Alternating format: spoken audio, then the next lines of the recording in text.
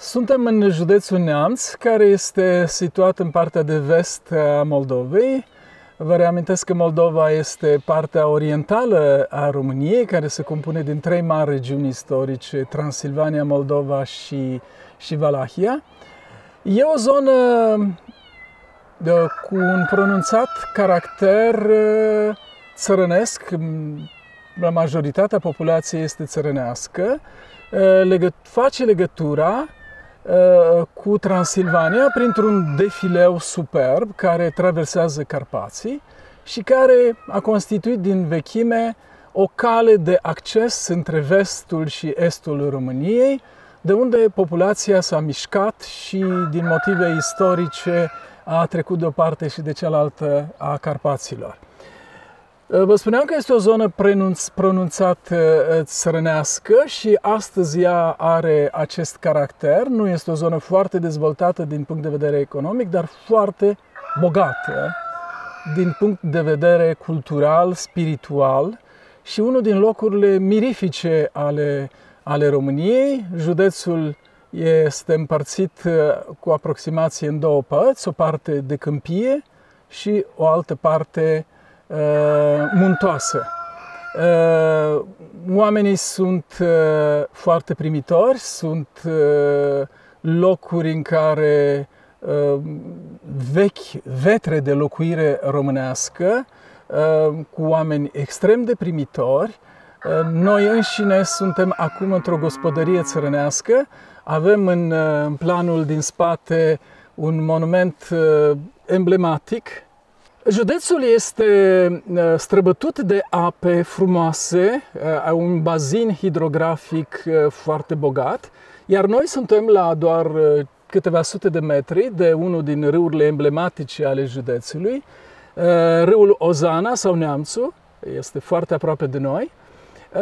Bogăția surselor de apă și calitatea bună a terenului explică de ce densitatea locuirii în acest departament este foarte mare și, de asemenea, de ce vechimea locuirii este apreciabilă. Oamenii au și astăzi îndeletniciri agricole tradiționale, practică agricultură ecologică și au știut cu hărnicie și cu dedicație să-și prezerve modul de viață, specificul locului.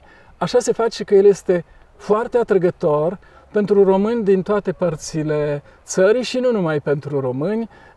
Mulți străini vizitează aceste locuri pentru frumusețea locurilor.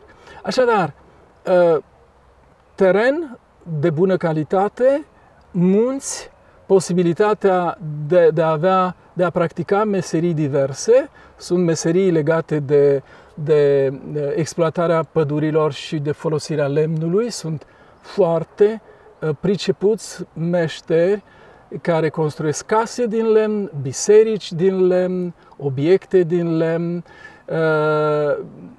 Decorațiile de la casele țărănești din acest județ al României sunt absolut magnifice. Este de asemenea un spațiu cu o mare încărcătură spirituală. E un departament recunoscut pentru religiozitatea oamenilor din aceste părți. Majoritatea sunt creștini ortodoxi, dar nu numai. Și e un spațiu numit chiar teritoriul al mănăstirilor, o multitudine de mănăstiri care vin din vechime, din epocile istorice, pentru că această parte a Moldovei face parte din nucleul geografic al Moldovei istorice, ea asigurând legătura prin acest defileu cu Transilvania. E un spațiu care, de asemenea, are o mare încărcătură culturală, pentru că în această zonă s-a născut cel mai mare povestitor român, un scriitor celebru, cunoscut nu numai în România, ci și în lumea întreagă. El a intrat în cultura occidentală, dacă vreți, prin intermediul unui exeget francez, Jean Bouthier, care a scris în anii 30 o monografie impresionantă despre Ion Creangă, întrucât despre el este vorba. Și el s-a născut aici, la câțiva kilometri de loc unde ne aflăm, un scriitor extrem de popular, care depune mărturie despre frumusețea limbii române din această parte a țării.